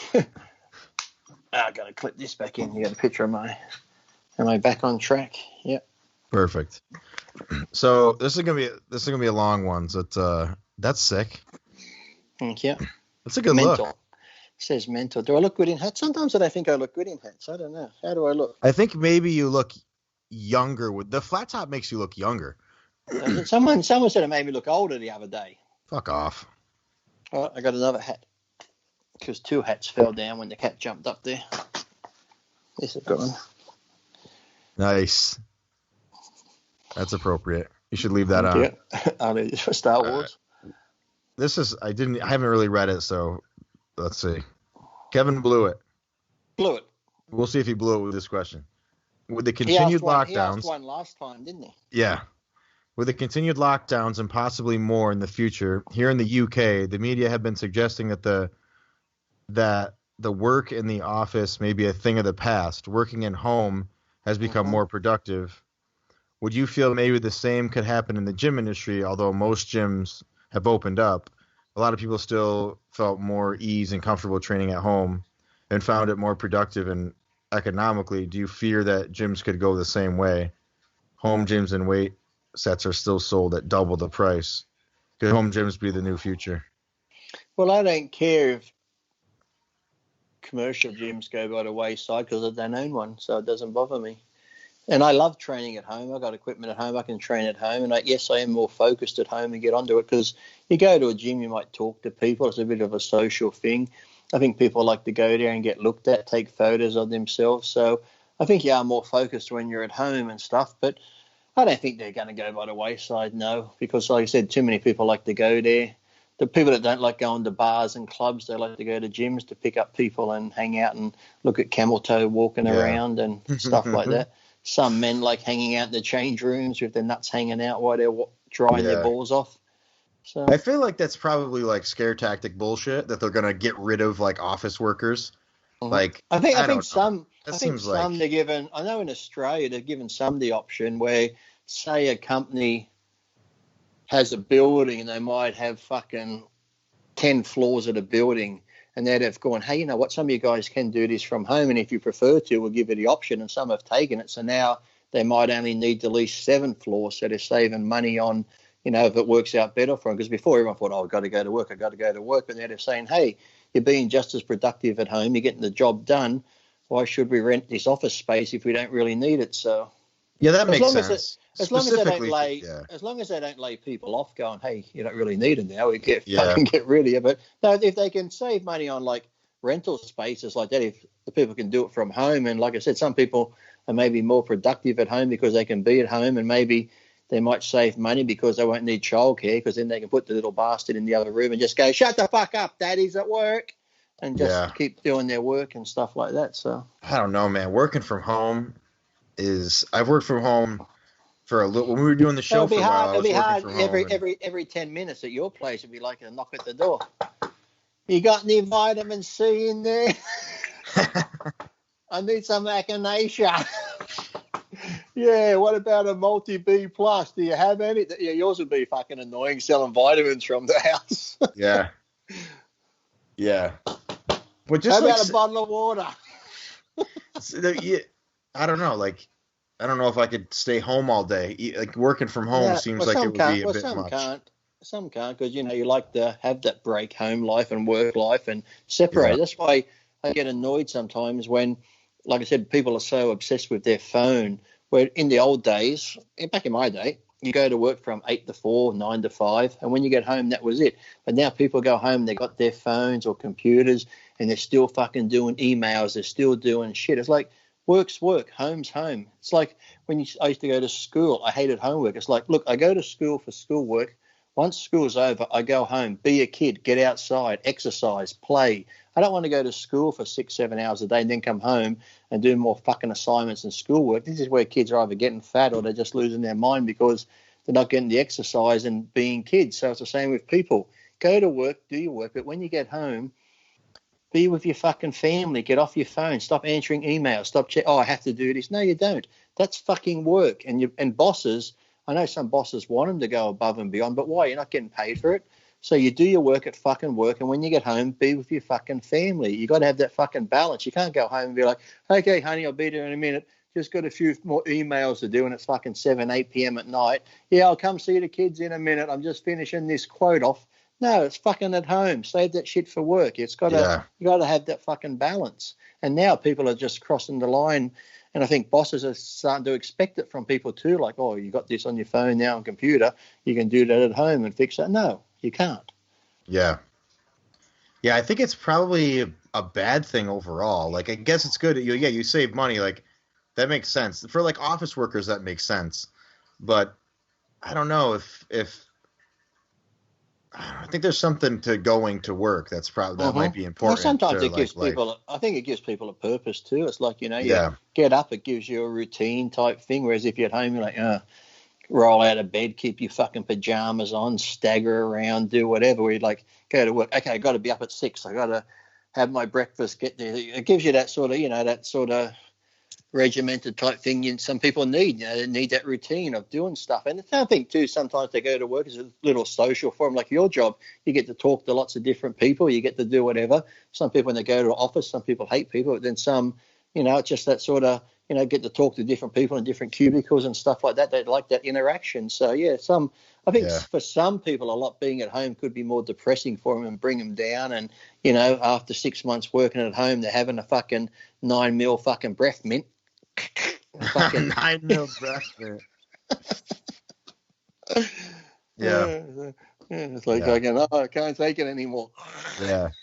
Last time I went and got gas, I had like a 10-minute conversation with the guy in front of me getting gas. Mm-hmm. And then I had like probably a 15-minute conversation and I've never seen these people before. And I had like another 15-minute conversation when I got in there in the gas station with like the guy working there, and then like some woman came in and we all were talking about, but But I was like today it's the way. when I took the wife to the hospital, then I just came back and went to the gym quickly. I went to pick her up. I was going back out the car. There was an old guy hopping in his car. I'm like, hello. He's like, g'day. He would have been like 80. Beautiful days. And I said, yeah. Then we just got talking for 5 minutes about the fucking weather and this and that. And yeah, so it's just like, that's why I always say when people are out, they should, like I said, ditch the phone when you're out. Okay, I said I take my phone to take photos every now and then, but you see people just walking on their phone. They've got a dog. They're not talking to the dog. They're doing this. And I'm like, just walk past people, say hello. And people are like, well, some people really don't say hello back. I said, so what? I said, at least you said hello. If they don't say hello back, the next person might.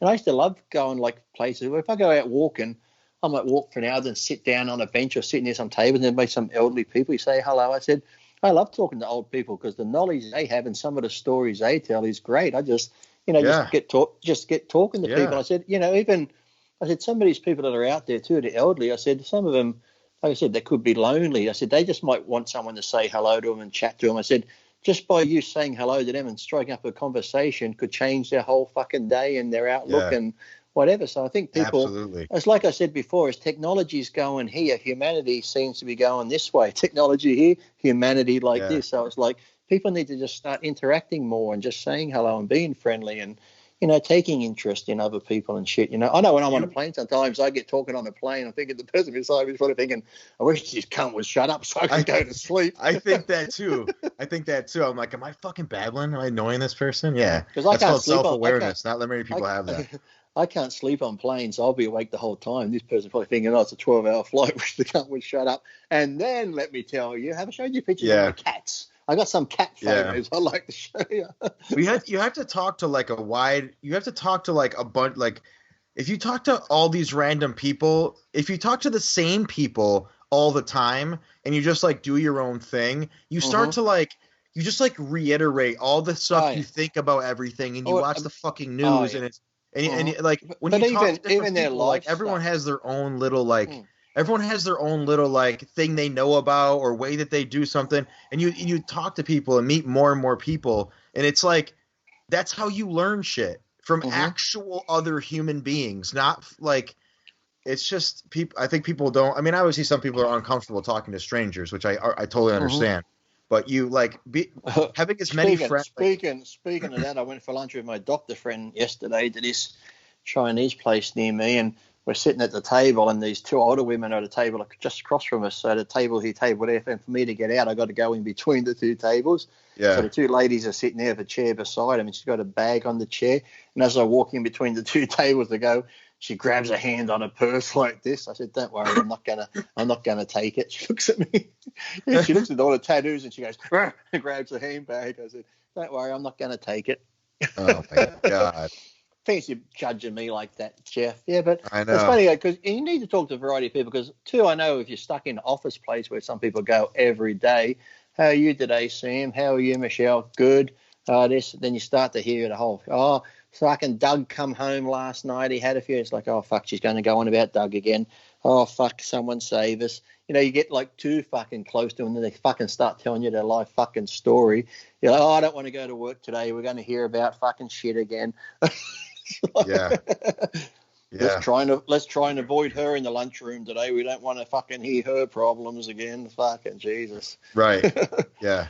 And then the same person you see every day will be like, this happened and that happened. What should I do? And you give them advice. They don't take it. This happened again. What should I do? Well, we told you what to do fucking 10 times and you're still in the same situation. So why stop fucking telling us?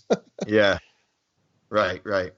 Yeah, it is important, I think, to do that. It's just some of the stuff that you hear people say, like some people end up being wackos and you regret starting the conversation, but some people blow your fucking mind with stuff. I used to have some of the best. They're entertaining. They're entertaining. It depends how often you're dealing with them. I used to have some of the best conversations with some of the homeless people because, like I said, some of those homeless people just like you and me lost their job. Once they lost their job, they lost their house, got into problems with their missus because started fighting and they got separated, ended up on the street. So, but some of the stories they tell, like they always say to me, "Oh, we really like you because you actually talk to us like we're people." I said, "Well, you are people." Yeah. I said, "I don't think down of anyone that's down on their luck. Sure, some could be out there due to drugs and want to be there, but half the people that I spoke to are out there just because shit went bad. They were here, had their home, had everything, then shit went down south, and now they're homeless." And some of the stories they tell and shit, some of them are pretty smart people who, given the right opportunity, could probably somehow get back on their feet. But sadly, some people who've been out there for a while give up and they're like, oh, I can't get this, can't get that. But I'm sure if some of them cleaned themselves up, got the right resumes and shit like that, and someone actually gave them a chance, they could be pretty good again and productive. Yeah. Yeah, I know, like the people that have it, like that are all there and they can talk to you about being homeless is super interesting. Mm-hmm. Yeah. Or like they have a drug problem and they've like the drug problem has basically spiraled them into homelessness and they're like normal besides a drug problem. Mm-hmm. Yeah. And they know it. And as I said, some of them, like I said, are just happy to be that way. But then you get the ones who know they have the problem and they're trying to better themselves. But it seems like every time they take a step forward, it's 2 steps back. So, you sort of feel sorry for those people. Yeah. But when they're trying to get the help sometimes, but even like I said, the families have disowned them and just given up on themselves. Like, oh well, fuck, Yeah. We don't want to talk to it. We don't want to talk to our fucking cousin Chris because he's a fucking drug addict and fuck him, rather than even if he's changed his life. Oh yeah, whatever. So, people, they get depressed and shit. Yeah. Yeah, it's true. People are so. That's another thing when you quick to judge. when you talk to a lot of different people, you become way more compassionate and way more understanding, because you inevitably will end up talking to someone that you prejudge. Then you talk to them and you're like, oh fuck, like I was totally wrong about that person. I was totally wrong about that dude. I was totally wrong about that woman. And then you learn that you don't really fucking like have any idea what the fuck you're talking about. I never judge a book by its cover, because, like I said, you can see some of the people where, like me, if I had $1 for someone, so it's like, oh, Lee, you're nothing like I thought you would be, or you're nothing like I expected, or you're nothing like I heard. It's like, oh my God. It's like, what did you fucking expect? You know, sometimes people might see me online and go, oh, he's fucking nuts, he's out there, or this or that, or I heard this about him, and they're like, oh, it's nothing like that. You know, it's like, you can't judge. Like I said, I've seen guys who could be covered in tattoos. You think he's a drug dealer, bikie, whatever. Nicest guy will give you a shirt of his back. And you see someone in a business suit, you think, oh, he's a very smart, intelligent man. He'll be the biggest fucking asshole there is. So you know, you can't judge anyone just by looking at them. So right, definitely not. Unless it's you, you're a cunt. So you know. Yeah, I am quite the cunt. You may as well get it tattooed on your forehead. I am thinking about. I do want to. I wouldn't say I'm thinking about it, but I do want a tattoo. You haven't got one yet? No, I haven't got one yet. Have you discussed it with the wife? She doesn't care. She doesn't care. What would you get though? What if you're thinking about one? What is in the? So I want a love heart on the chest with mother. No. I want you know the movie the Toy Story movies. Oh, here we go. Yes. So I want Woody. You want Woody? I want Woody. But I want Woody to be like realistic looking. I want it to be obvious that it's Woody, but I want it to be realistic, like a realistic Woody. And I want him to be like a bodybuilder. Like I want him to be jacked. And just like look like I want him to look like serious, like a serious Woody. Maybe he has like his clothes are ripped. Maybe his clothes are ripped a bit. We just talked about talking to people, and sometimes you wish you never asked the question. I was thinking something maybe. Tattoo. I was thinking something maybe like a dragon or fucking this or tribal and this and that. Fucking Woody, and I want Woody to look buffed and fucking real. Jesus Christ. You know, I'll send you a fucking Woody doll and just fucking tape it to your arm, dickhead. What's that? That's fucking Woody on my arm. He's fucking 3D. Look at him. You're going to get Buzz on the other one too, or what? No, just Woody. Just Woody. Oh, Jesus. I would explain it further, wonder, being a bit of a prick. No, I don't want to fucking hear anymore. No wonder your wife doesn't want to know about it. Tell your wife I'm sorry, I fucking asked myself. Even Scott's there going, what the fuck? What the fuck is he talking about? That's what people say. That's what people say. He wants Woody lifelike and fucking muscles and look fucking. Not lifelike necessarily, but like maybe like a more like serious looking cartoon. So someone can look at it and go, "Oh, that's a great Woody." Yeah, you have to know that it's Woody because like you don't want to go. What's that? What's that meant to be? What's that fucking Jack cowboy? Is that fucking Gumby in a cowboy suit? Yeah. But it would have to look right because it's like it's fucking Woody. It'd have to look right. But those are like my favorite movies ever. The Toy Story movies. How long you been thinking about this for, Geoff? A long time. Just keep thinking about it, mate. Think about it a bit longer. Maybe you'll grow out of it. Yeah. Hopefully another fucking cartoon will come along. Yeah. Do you like Toy Stories? Do you like Toy Stories, do you? I love Toy Story, yeah. I bet you fucking cry in them too, don't you? Do you get emotional and cry? The third one I got emotional, but I didn't cry, no. Was that the last one where they... the fourth one is the last one. Where they ruined it by forcing fucking yay for women are so powerful bullshit into it. Oh, did they do that, did they? Yeah, they made fucking Bo Peep a Navy SEAL, and she like took over the whole movie acting like Rambo. It wasn't bad, but the fourth one was clearly the worst of the four. But it was still a great movie because it's fucking Pixar and shit. But I think what was I watching the other day talking about movie reviews? And they were even talking about that one that was on Netflix now with Jamie Foxx and that pill, the pill you take and you fucking Power Trip or Power Project or something. Yeah, and they were saying about that how it's so pushing the black agenda with the black young girl and you can be anything you want to be. It's like, fuck me dead, people. We want to go watch a movie for the movie. I don't want a hidden message about feminism, racism, this and that. Now the Academy Awards are saying to be nominated for Academy Award. Did you see that? You got to have so many fucking ethnicity people in. You got to have this type of people. You got to have so many women to get nominated for an Academy Award. It's like, when I go see a movie, I don't give a fuck who's in it. If they're all black people, I don't care. When I was young, I had the whole fucking Bruce Lee movies, Kung Fu movies. Couldn't understand the word they were saying, but I never sat there once, Geoff, going, this movie would be great if it only had a fucking white person in it. I can't relate. I want a fucking white person. It's like, I watch movies for the entertainment value, the action, the drama, the fucking horror. I've never once thought to myself, I'm not represented in this movie, so I cannot relate. It's like, people, they're fucking movies. Yeah. We don't need to fucking relate to them. It's like, it's just what it is. How many? There has to be a white girl with a black guy. Like fucking movie. I've watched plenty of black movies, like even the comedy ones, or there's plenty that what's his name does? He did that movie, with the killer in it. That guy from that narrows it down. It does, doesn't it? What's his name? He does like love movies. He does action movies.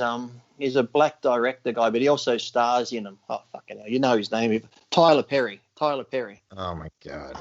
Yeah, well, he does a ton of movies, and I enjoy him, but yet it's all black cast. It doesn't bother me. I'm not sitting there going, I need some white fucking honky in this movie to make me fucking appreciate it more. It's like, I can watch any movie and I don't care. But why do you have an all-black cast? That's my question. Like, are you... Yeah. It's like, that annoys me, because it's like, why do you have, like, it doesn't bother me if it was like, but it's like, why? You're obviously doing that on purpose. You're obviously purposely excluding black people. To me, it's like, listen, if I'm making a movie, it just seems like, why are you? What is the? Look, let's just say I'm a director like fucking Bruckheimer, and I've got an action movie I need a strong action guy for this one. I need the comic type action guy here. I need the dickhead type one here. I'm just going to go through all the lists of actors and go, you know what? This is what I envision this guy. Okay, this guy here. Fuck, you know what? Denzel will be great for that part. Okay, this one here.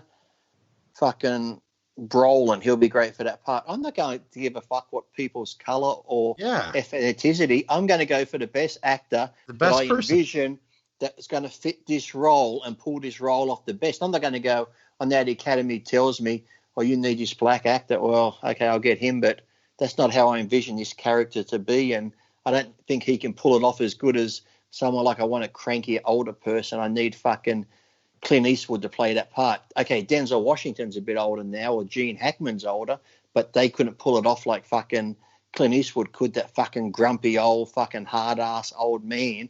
No, you got to get fucking Fred Sanford in to play that grumpy old man because he's black. Well, he's not going to pull it off like fucking Dirty Harry can. So I don't get why we've got to fucking appease all these fucking dickheads now. Just get the best actor and person for the job. That's why when they sometimes say, there's not many black people represented at the Academy Awards this year. Well, maybe because their acting wasn't the best to get Academy Award. It's like bodybuilding sometimes. It's like, if you're not good enough in the day, you don't get a fucking award. Okay, but there were great movies that had black actors in them, but then there was movies that had white, Hispanic, and if that actor acted better in his role, you believed it more. He had better lines. It's like he gets the award. You can't just go, well, you know what? We need a few black people to get awards too, so let's just. It's like, come on. You can't just say no black people got awards. Like, okay, like which black person should have gotten an award that didn't get an award, and why? And if you say that and you make a good case, that dude probably should have got.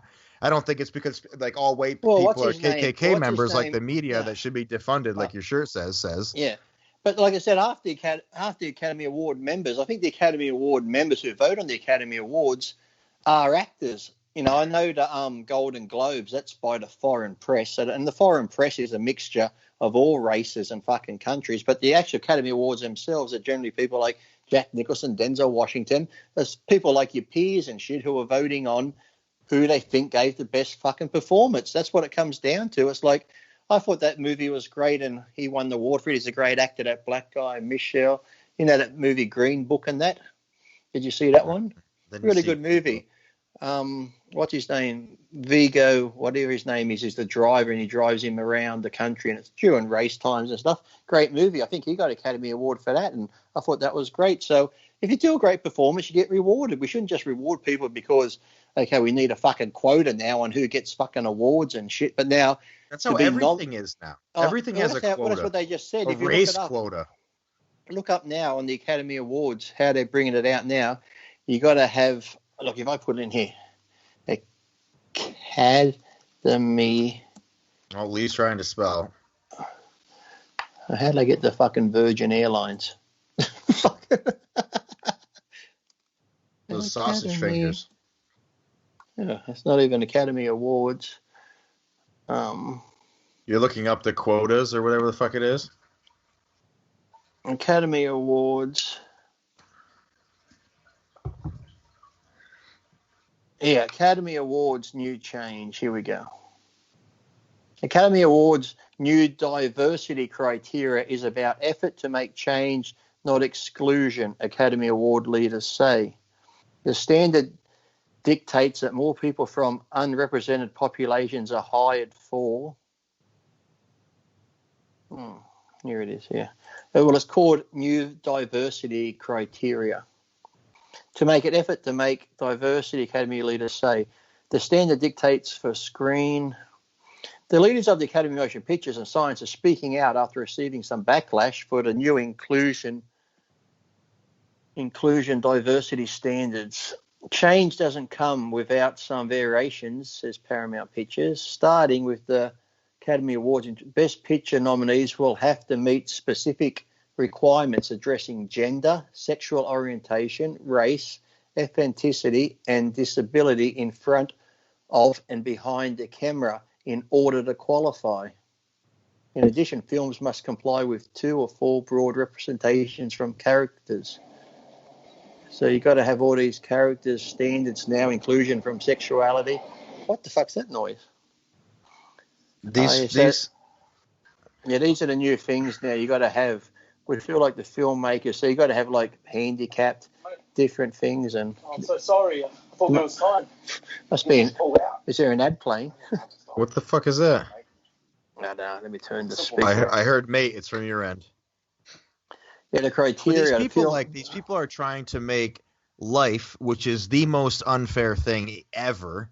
They're trying to make it somehow fair, like as if you're like trying to coddle everybody into this the way that they justify it. You know, you can't make change without making. I think it makes it. Well, here we go. Here, the first is on-screen representation, themes, and narratives. This is what to be nominated for Academy Award. Eligible films must have to meet one of the following, and that is 1, lead or significant supporting actors from an underrepresented ethnic and racial group. 30% of the ensemble in the movie are from underrepresented groups, women, POC, LGBTQ, or disabled. Storyline focuses on aforementioned. Are you still working? Yeah. Oh, I haven't seen. Okay. Aforementioned underrepresented groups. The second representation is 2 department heads. These are behind, have to be ethnic groups. 6 key roles outside the department heads from underrepresented groups. 30% of the crew. It's so gross. It's so grossly obvious too when you watch these fucking movies. It's very hard for me to look past it, and I fucking hate it. To me, that's just making more so you got to be nominated for Academy Awards in the future. They got to have representation from women, the LGBT, this, that. It's like, oh my God, it's like, that's a fucking movie. I was like, I know, fuck me. And that's the thing too I hate lately too. There was never a problem. I'm all for gay and whatever. I don't care, mate. Like I said, my father's been the same guy for over 35 years.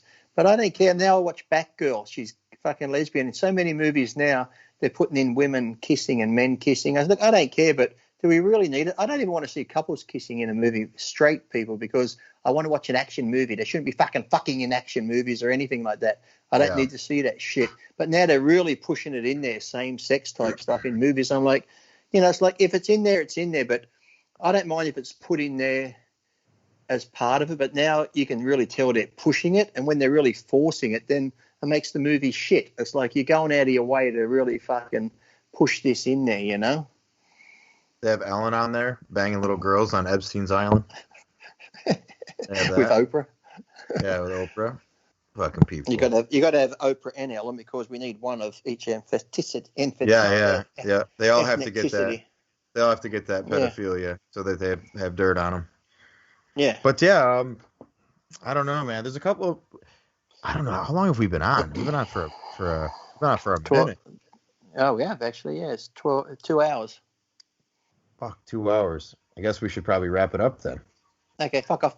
Close. Yeah, it's 10:30. It's 12:30 now. Yeah.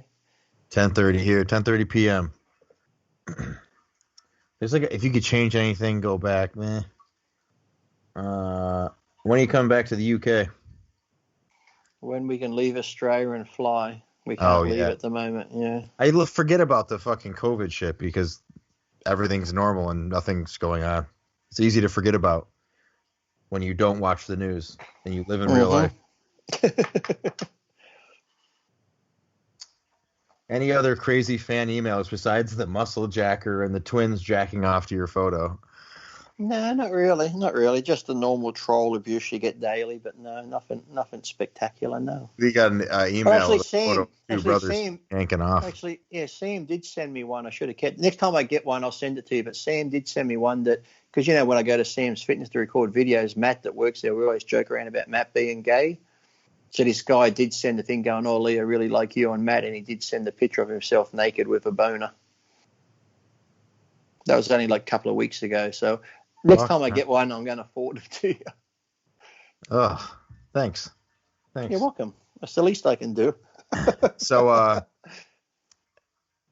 anyone who's listening, if you have any ideas for the show, like things that you want us to do that are different, like we're kind of thinking of ideas so that we're not just now doing listener questions the whole time, because it's kind of like been done. We'll still do them for sure because they create like good conversation. But if you have any ideas of like, we need to get something where it's like random, where we can just call someone randomly and add them in. But you get people on here it's like, I don't know, man. You only get a couple of minutes each, but sure, you're going to get some fucking loons, but hey, they're fun. I'm gonna come on here and be like, I was wondering if you how big your arms are. I don't know. That shit always seems cringy to me. We could do that if people want to see that, though, for sure. Sometimes it's cool. Sometimes it's cool. Scott can vent them first. Yeah, Scott has to interview him first and test him out. Yeah. Are you worthy? The screening process. Yeah, exactly. But yeah, I've thought about got to go through different levels to get on live. Yeah. I've thought about having guests on, which we might do. Like we could have Romano on, it'd be sick. We could have like maybe Paul Dillette. Yeah, Paul would be good. I've actually been speaking to Paul a bit lately. He'd be good to get on. We should get people Paul that on. Like we could have guests. I'm coming up with an idea right now. We should have guests that other people don't have on. Dave Palumbo. Let's get Dave on. Dave would never come on. Yeah, he would. He'd do it for me. You think so? Yeah, I'll ask him. Why not? Yeah, that'd be cool if he would. Dillette would probably do it. I could get Dillette on. Dillette would be very, very cool. I would love that. Funny stories we can talk about when we lived together. That would be a funny story. Yeah. I'll send him a message this week and I'll ask him if he's got time sometime to come on. Yeah, do that. Do that for sure. That'd be awesome. Samir would come on. I'm really good with Samir. Yeah. Lion 11 on. Fuck yeah. Samir's got plenty of funny stories. Yeah. Yeah. But like right now in the bodybuilding like podcast game, a lot of like the current pros are being interviewed. And I think maybe we could have guys on that are like, I'm just spitballing, but like have guys on that are like Romano, like he's on RX once in a while, but no one really has Romano on. Like guys like that. Paul Dillette, no one has Paul Dillette on. Like guys like that. Samir, yep. Samir, yeah, for sure. Like we'll get five jacket Mike on. Mike, you're blonde. Mike Yablin. Yeah, Yablon. 5 Jacket Mike. You can tell when he lived with me for all the stories when we lived together. Oh man, that would be cool. He's got lots of stories too because he worked at Gold's Gym and that when I first met him and stuff. Oh yeah, Yeah, that would be cool too. Yeah, we'll think about it. Well, if you guys have any ideas, like something like that, or like some sort of like, I thought about having like a movie segment, then like a bodybuilding segment. I don't know. I kind of like just like the natural. A political and religious segment to really fire them up. Yeah, you really tested the waters there with the racial stuff. You forget what happens. Oh, I didn't say nothing bad. I'm talking about me going off the rails. Ah. No, I'm not talking about that. Fuck that. But I'm talking about, we did one show where we decided to talk about like the BML bullshit. Oh, and, the show that didn't get made it to air. That one. Dude, I fucking Geoff lost his shit. I did. I was way too ready to go. I don't think he came up for air for 2 hours. He just started going. Oh, I lost 10 pounds. Scott was like, what the fuck? 4 hours later, Scott's still like, what the fuck? Scott's like this back there. Yeah. But I back every single thing I said, and I it is what it is. And all I did was ask one question about BLM, and then fucking boom, it was off. Okay. Yeah, it's true. I don't know if I got to go to the bank. I didn't think it was coming soon. But I can put it through to his account, or. But all right, we're gonna wrap it up. Like, share, subscribe. Let us know if you have any ideas. I'll be coming out in a second. I'm just yelling out to someone in the house. Don't worry about me. I'll be there in a minute. He'll be out in a second, wrapping up. Just finally wrapping up. Fucking hurry up, will you? He's finally shutting up. Christ. Like. Look at me. Look at me. I'm turning the lights off. It's like when you're at the restaurant, they come turn the lights off. Yeah. Music stop. I'm out. Are you still here? Okay. Well, that's that. With that, for Lee Priest, I'm Geoff Roberts, and we're out of here. Goodbye.